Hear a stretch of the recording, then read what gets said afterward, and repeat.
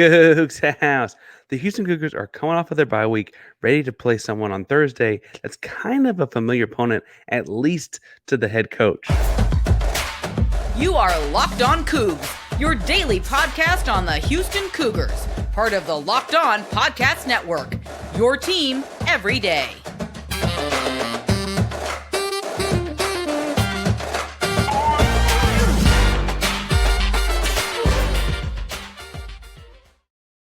Welcome to Locked On Coogs, daily podcast about your Houston Cougars. I'm your host, Houston-born teacher and coach Parker Ainsworth, here to break down all things Cougs. If you're a U of H fan or just a hater who came to stop by, please be sure to subscribe down below. That way you'll get the latest on Cougs in your newsfeed each and every day.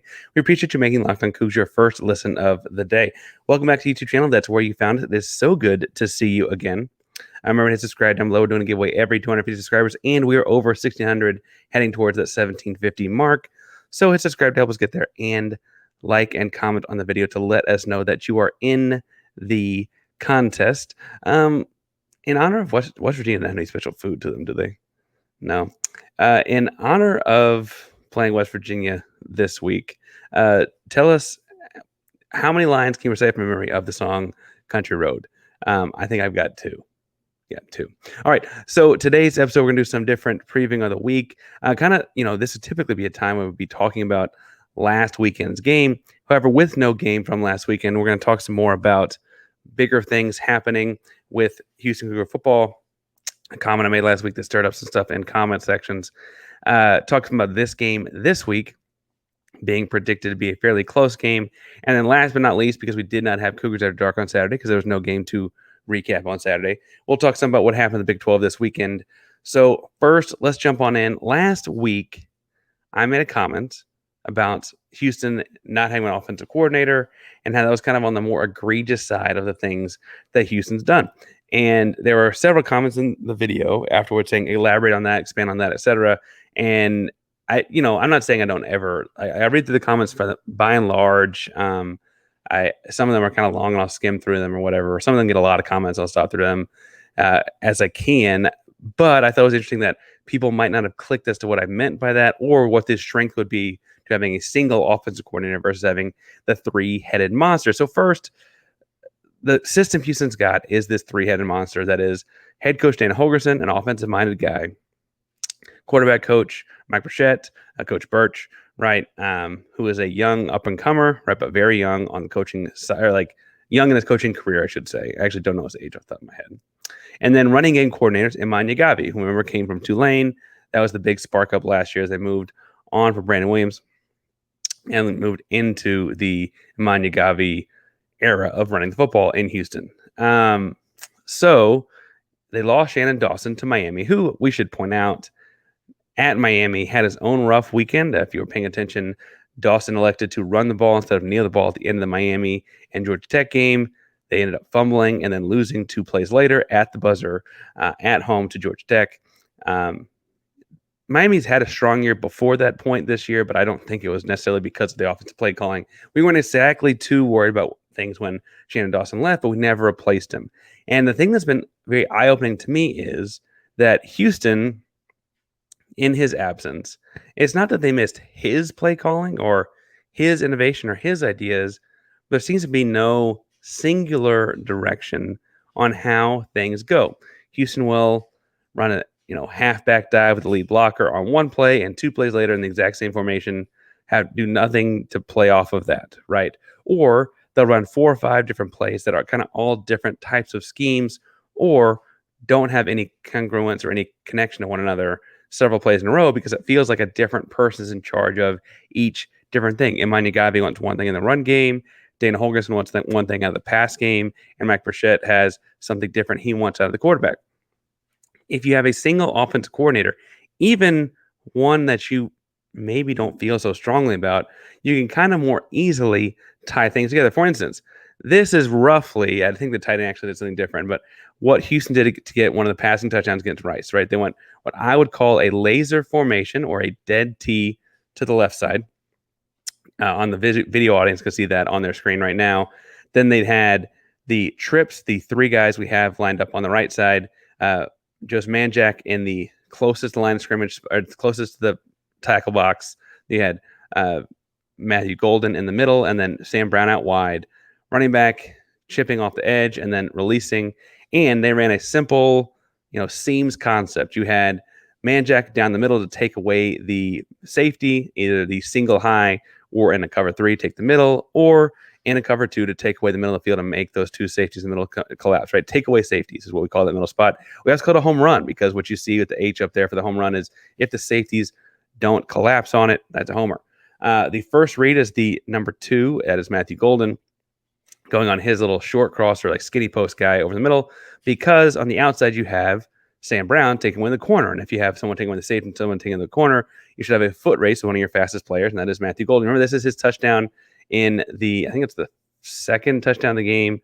Maybe it was the first touchdown of the game. But anyway, early on in the scoring of things against Rice. And he is the first option on this. He uses his speed very well. I have, in this instance, Michael Laughlin, the tight end, coming underneath things for number 2 read. I'm going to check down to the potential, chipping out from the running back. I also have that, like, on a pre-snap read, you might say just throw the fade to Sam Brown because the corner with him one-on-one is not the kind of athlete. Keep up with him or what have you, right? But that's the basic thing, a very common concept they run out of this laser, what I would call, what we call in my playbooks, laser formation, dead to the left. But what you haven't seen is different things that play off of this. For instance, in the same formation, you're not seeing any motion game to get Sam Brown closer to the line of scrimmage from the outside guy, any sort of thing that plays to that. What we call it China around the outside, where you have the one receiver on a low route, one receiver in a deep corner.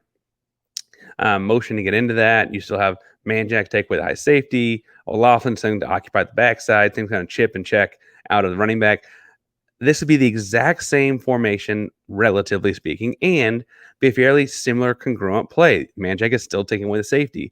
Now you're just playing with the corner in a different way by sitting Matthew Golden over the top of him and Sam Brown underneath him and seeing if a linebacker or interior type can keep up running outwards with them, right?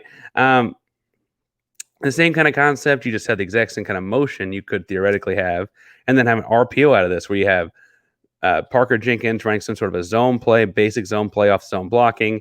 You're making a zone read off of the defensive end. As you can see there, the green R1, read 1, defensive end. And then after the motion, you have take away the high safety out of Sam Brown, right? He motions across and just takes away the safety. And then you have Matthew Golden ahead running like a little 10-yard hitch or a 10-yard stick.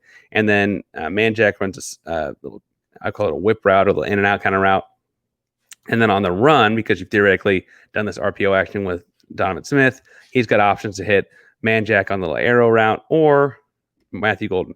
They've run something like this for Manjack before with little rub routes and stuff. Actually looked a lot more like what I got drawn up next, but it wasn't out of the same formations. There's no congruence to how these things work because you can get to the exact same kind of thing in the same formation. You want to get really complicated with it. Now, this is one of my more favorite things that they did with Clayton, but a little bit different pass pattern off the backside. So this is just quarterback power with an extra blocker on it. And the way it works with quarterback power is he is reading the first read being the linebacker level. If the linebacker is flowing to the power, he wheels back to throw. If the linebacker is popping out to cover the out route from Joseph Manjack, he is running the power because they have hat for hat everywhere else in the box. The nice thing about this is with the quarterback being a running threat like Donovan Smith is, or like Clayton Tune could have been more a year ago, you actually get an extra blocker in because the running back becomes that extra blocker as you're pulling the right side of the line of scrimmage around. If you will back to throw because the linebacker dives down into the box there as its potential, you then have the top safety coming down, and in that you're reading a slant arrow concept, right? Just a quick little whip route or arrow route out of Manjack, and then Golden and Sam Brown running slants, and that safety has to be wrong. He either plays the run, and then you go over the top of both of them to Golden, or he falls down underneath and takes away Golden, which means there's no one, like, can't make it all the way down to cover up can't cover up Manjack. Obviously the backside there with Sam Brown, kind of awkward to have your, like, league leading receiver in yards being a decoy route, but that's the way that works. And I say all that to say that that's a quick series of plays that any offensive coordinator would put together, and that Dana would have if he were the offensive coordinator. Burchett would have if he was the offensive coordinator. You guy would have he's the offensive coordinator. Frankly, Da'Keel Shorts would have if he was the offensive coordinator. But when you have coordination, when you have a single person in charge, then suddenly you have a bunch of options off of things that look similar, keeping the defense on their toes, things that go together, right? You're not running a fourth down halfback dive when you've done nothing to set up that halfback dive. You've been working towards that moment with some sort of congruence over the course of the game. It's not even necessarily about the quality of play caller in this instance as much as it's about having a single person voice thought process. I understand that we all anticipated, myself included, full disclosure, I anticipated Dana being that voice, that thought process, etc. And it seems like more and more he's involved, and I think he's been more involved since the Rice game. I think he was very involved in parts of the Tech game, certain drives of the Tech game. But I don't think there's any doubt that he is not the sole voice anymore. All right, we've heard players comment that Burchett has their ear in play calling after the fact and stuff like that. And so I think what they're missing here is the congruence, the continuity, the way things flow together by simply having one guy deciding things, even if it's maybe not the guy that's your first pick. Now, one thing that ought to be your first pick if you're looking for something to drink on these days, it's cooling down a little bit, but it's still not cold. That is Athletic Brewing, because Athletic Brewing Company has completely changed the non-alcoholic beer game. They make non-alcoholic beers that actually taste good. They're well crafted, just like a full-strength beer. Their brews are great tasting and award-winning and beat out full-strength beers in global competitions. They brew over 50 styles of craft non-alcoholic beer, including IPAs, golden sours, and more. They're constantly releasing limited edition experimental styles to add their variety, like stuff for this fall. Go check them out. They're, quote, fit for all time. So you can drink anytime, anywhere, any place, make any activity even more enjoyable. You can find Athletic Brewing Company's non-alcoholic brews at a store near you or buy online at athleticbrewing.com. First-time customers can use code LOCKEDON to get 15% off your order. That's LOCKEDON at checkout for 15% off at athleticbrewing.com. Near beer. Exclusions and conditions apply. Athletic Brewing Company, fit for all times. All right. Now, I said in the second segment, I'm going to talk some about this close game that they are predicting to be on the way. This is not a FanDuel episode, though we are a FanDuel show. FanDuel has this game as a 3.5 point West Virginia game. West Virginia at minus 3.5.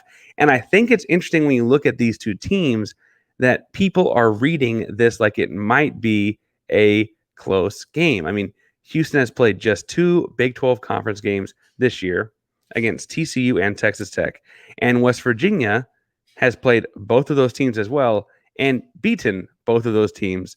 Now, admittedly, part of that was they played West Virginia played TCU, a close game, came down to the wire. Texas Tech, they won a low-scoring game and a fairly ugly atmosphere, a lot of like bad weather and that kind of stuff. And I think they're seeing those games as more like fluky, and that West Virginia is going to be more like the team that they predicted at the start of the season would be, bottom of the conference. One thing is, to be fair, outside of Duquesne, in which they hung 56 points, West Virginia has won ugly every game they've won. West Virginia is 4-1 on the year, and each of their 4 wins, 17-6 against Pittsburgh, 20-13 against Tech, 24-21 against TCU, each of those 4 wins has for sure been ugly. Further, they're having this at a 3.5 point game, and imagine in large part because they don't expect it being the kind of game with a whole bunch of possessions. West Virginia has a run first heavy offense that obviously eats away at clock. We've also seen Houston struggle to score in their own right. No offensive touchdown against TCU, no second half touchdown against Tech, just one first half touchdown against Rice, whatever that's worth, right? A lot of issues in their own right as far as scoring the football. And they have the over-under set at 52.5 as we record this. And so that's imagining a game of like 28-24, right? That's just on the over side of that, right? And so, right, am I good at math there? If you're just over that 52.5 mark, you're like, okay, 28-24, couple touchdowns, maybe a field goal here, like not a crazy high scoring game. I just think it's interesting that that's where they have this going. But I do think that the encouraging thing for Houston is after a bye week or a get right week or a week to prepare and fix things in your own locker room, fix things in your own process, fix things on your own roster, even depth chart things, etc. Get guys healthy, get guys ready to roll. You're playing a team that the nation at least thinks you can play close and competitively. For what it's worth, Houston plays West Virginia this week, and I think that's something that we can all say, like, okay, obviously it'd be nice to beat West Virginia. They are currently sitting tied for, first place in the conference or whatever. Or maybe I guess technically they're second on tiebreaker because their non-conference records not the same as Oklahoma's, but what have you, right? Houston plays West Virginia, then they host Texas. UT Austin comes down on the 21st, and then they have to go all the way to Manhattan, Kansas. But after they have what looks like a very winnable series of games in Baylor, Cincinnati, Oklahoma State, and Central Florida, each of those being teams that has lost games that I would anticipate are games Houston, like against teams Houston could have beat, right? Like Baylor lost to Texas State. Texas State's fine, but I would pick Houston in that game, right? Oklahoma State lost to South Alabama. They're fine, but I would pick Houston against South Alabama, right? And so in looking at all those different things, I guess what I'm saying here is that I would pick Houston against some of the teams that beat those teams, and that if they can continue to work the ship in the right direction by the start of November, November could be the kind of month that really gets this thing moving in the right direction into the season on a high note. And it's encouraging to see that the nation feels like this could be another one of those weeks. At least that's how I'm reading this. I do think there's an added amount of pressure here because Dana Holgorsen is our head coach. He obviously famously left West Virginia before coming to Houston, commenting things like he can't win with those kids. It was about coming to a place where he could recruit kids like the University of Houston. And then West Virginia being a roster full of, both sets of trenches are kids all from West Virginia. They're going to have some kind of way about how they feel coming into this game. And I can only imagine kind of added pressure that fairly or unfairly puts on our kids going into this week, right? But with that said, it does look like they've got this as a game that Houston has a real shot in. What it's worth against the spread, Houston's been so. They actually weren't favored against UTSA. UTSA was favored by a single point in that game, so Houston beat the spread in that one. Houston was supposed to beat Rice. They did not. Lost against the spread in that one. TCU and Tech were both supposed to be closer than they were. So Houston didn't beat the spread in that one, but Houston beat Sam Houston by more than they were supposed to. So Houston beat the spread in that one. So like Houston's had a kind of run-of-the-mill 50-50 season with spreads. And frankly, if anything, if you're flipping a coin every time, this one's supposed to be tails, right? This one's supposed to be the other side of that coin. And so a 3.5-point game can't get a whole lot closer than that. It's nearly a pick 'em. We'll see how that goes. We're going to unveil it over the week. We're going to talk about a lot more this week. Tomorrow's episode is going to be looking at 3 key matchups to keep an eye on. Hint, hint, nudge, nudge. One of them is in the trenches. That's Tuesday. Wednesday's episode is going to be looking at the 3 keys to victory. So different than the ways to keep like match keep eyes on, right? Wednesday's episode is going to be all about the things that the team has to do to win this game. And I think that there are very tangible things they can do to win this football game. We'll talk more about on Wednesday. And then Thursday, we got a guest, one of my buddies over at West Virginia, what does West Virginia coverage. I love Coogs. If you're a person that likes following other teams' content as we lead up to them, Coogs does a great job. All things West Virginia. He'll be on Thursday's episode to preview the game. And then Friday, Cougars After Dark is actually going to be live after the game. So Friday's episode is going to be Cougars After Dark, wrapping up the game entirely. Still up in the air if we're going to do a Cougars After Dark on Saturday after Big 12 play. It's not a bye week, but it kind of feels like one.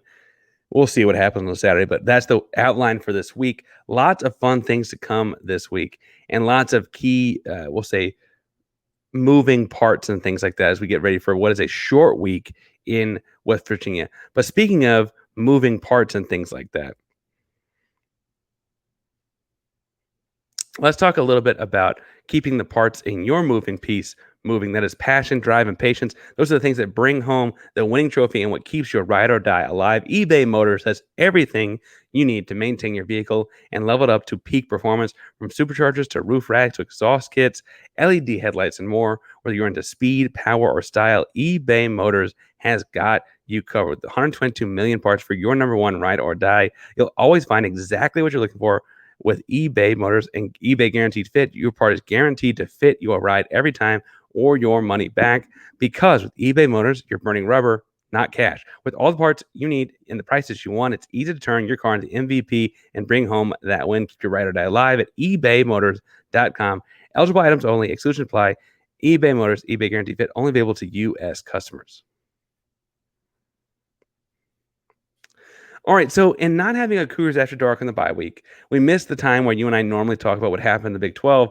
And frankly, it was kind of a crazy week in the Big 12, in a conference that, for whatever you think about the talent in the conference, as someone new to it like we are, it does feel like there's some cannibalism happening across the conference for sure. Like, one of my favorites in the conference to potentially win it outright, definitely my non-homer pick to win it outright, was Kansas State. Kansas State has now lost a second game on the season, a first Big 12 game, I guess, because Missouri was a non-conference game. They dropped one to Oklahoma State. Yes, the same Oklahoma State that lost to South Alabama, then beat Kansas State 29-21 in Stillwater. Lots to break down from that one, but I do think as we get closer to the Kansas State game, looking at what Oklahoma State did to take advantage, I don't think it's entirely impossible that Houston can't follow some of the same concepts. Part of it was, though, and honestly, a raucous crowd there in Stillwater. Houston goes to Kansas State on the road, so we can't mimic that. But it did look like Kansas State got a little rattled by the road environment on Friday night. On Saturday, you had Kansas beat the brakes off of Central Florida, 51-22. Really interesting to see Jalen Daniels look back like himself. The Kansas offense humming with him in the taking the snaps. It really did look like the same kind of way Kansas beat Houston just last season. If anything, I know Clayton Tua was on that team. I know Tank Dell was on that team. I know those two guys are not on this current Houston team. But if anything, I'd almost argue that Houston played Kansas better last year, and Central Florida is playing Kansas this year. Interestingly enough, it was also announced this weekend that Central Florida is extending Gus Malzahn's contract after an 0-3 start in Big 12 play. So, we've heard a lot about how the step up to the big leagues and the depth and the problems and the this and the that. But so far, the only newcomer to the Big 12 with a win against a Big 12 team is BYU, who coincidentally beat Cincinnati, also new to the Big 12. I say that to say, as I look at this, there may be more validity to that than we wanted to. We'll break that down after the season's over. We have a bigger sample size. But Central Florida sees what's happening as extending their coach. We're having all kinds of conversations about ours, and they're extending Gus Malzahn, leading them into this 0-3 start in the Big 12 play. Kansas, again, beat the brakes off them. Texas Tech beat the brakes off of Baylor. Baylor is struggling, floundering. They lost the last 4 games of last season, sits 2-4 on this season, and 1-2 in Big 12 play. Tech beat them 39-14 in Waco. That's a rivalry game that Tech won in Waco. Honestly, and we'll talk more about this before Houston plays Baylor as well, this is the kind of game that made me feel like Houston can beat Baylor. Baylor looked very gettable. Aranda looked, frankly, a little bit in over his head, out over his skis. I got stuck in the middle there. But honestly, did look like he had some trouble. And for what it's worth, Tech got out early. Again, they were up 17-3 at halftime. And it looked like to me Baylor stands emptied by halftime. That could be a key thing in Houston starting strong and fast, kind of like they did against Tech, frankly, and coming out against Baylor, kind of punching them in the mouth. Waco has shown they'll lead. And I know that that's not necessarily something to hang your hat on. And I don't know. I mean, you can go to is Magnolia where Chip and Joanne have their stuff? I don't know what else to do in Waco. So anyway, so that would be the thing that I guess you could leave to go do in Waco. But I do think that looks like an increasingly more gettable game the more times you see other Big 12 teams and Texas States of the world take it to them, right? TCU Iowa State was a fun game, or I thought it was a fun game. It was 10-7 at halftime. Iowa State opened up a big third quarter and did knock off TCU in the end. But that was a fun game, I thought, to watch. Iowa State plays an interesting brand of football, and I'm frankly not so upset we don't have to go play at their place this season because they look pretty good at home. Looks a pretty crazy home crowd. I'm glad that we have to build up our own program a little bit for him to go to that long road trip that looks difficult and challenging. But the game of the weekend for the Big 12, the game everyone's talking about this Monday morning in the Big 12, was number 3 Texas losing to number 12 Oklahoma. I guess those rankings have frankly almost flip-flopped since the outcome of this game. Much like Baylor, much like Kansas and Central Florida, there are aspects of this game that made me feel like Texas is very beatable. For instance, they had a lot of trouble with Dylan Gabriel and his legs, right? Texas had trouble accounting for the running quarterback. We also know in watching Donovan Smith film from last year, they had trouble with Donovan Smith as a runner last year. We also saw, because of those troubles in dealing with the running quarterback, they had to go some not so sound defenses that left guys open in the end zone. Legitimately, like a guy fell down last play of the game, last offensive play for Oklahoma in the game, I should say. Oklahoma, I also thought Texas played it way too safe for the course of this game. Yeah, that was bad. But they played for the field goal and their play calling down the stretch to take a 3-point lead, but then also played prevent defense that allowed Oklahoma to get into field goal range. And they were totally comfortable with giving them a field goal to play for the tie to go to overtime. All kinds of things that were just cowardly coaching to me out of the school in Austin, and frankly led to them ultimately losing to Oklahoma. The only thing that scared me about this game, frankly, as a Houston fan having to play Texas later, is not that they have talent. You and I both know they have talent. It's that I don't, with a bye week for Texas this week, and us playing them their very next game on the 21st, I almost feel like, highly talented teams don't typically lose a couple in a row. The ones that do are typically wearing burnt orange, right? So I get why that's a little bit different. But highly talented teams don't like to get embarrassed on national TV twice in a row. They'll probably be coming out pretty sharp for the Houston game. My thing I maintained all season long is Texas is historic for losing games they're not supposed to lose. They always have more talent on paper, and they don't always win. I don't think Oklahoma was an instance like that. I don't think Texas goes undefeated the rest of the way either, right? I do think it's kind of awkward to have to play them next because, again, I don't know if the loss is going to come twice in a row, but I do think they're the kind of school and kind of program that will typically overlook something like Houston. And as we just saw, say what you want about Dylan Gabriel versus Dante. Say what you want about Dylan Gabriel and say Donovan Smith, but I do think that the comparative element there is that they can hurt you in the same way. And Texas showed, again, they can very much get hurt in that way. Now, I know that there's a bunch of other non-Houston related slants to that game and Sarkisian and that rivalry and all kinds of so on and so on. And for what it's worth, I love that Yormark was not there.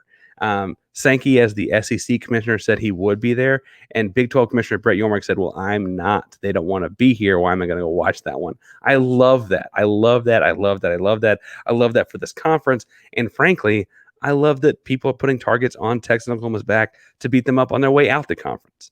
I say that to say that it was an encouraging weekend that Houston could not lose on of Big 12 football. And we'll talk more about how each of those games plays into Houston playing those teams as we get down the road and playing them. But this week, again, all West Virginia. Tuesday, key matchups. Wednesday, things they got to do to win.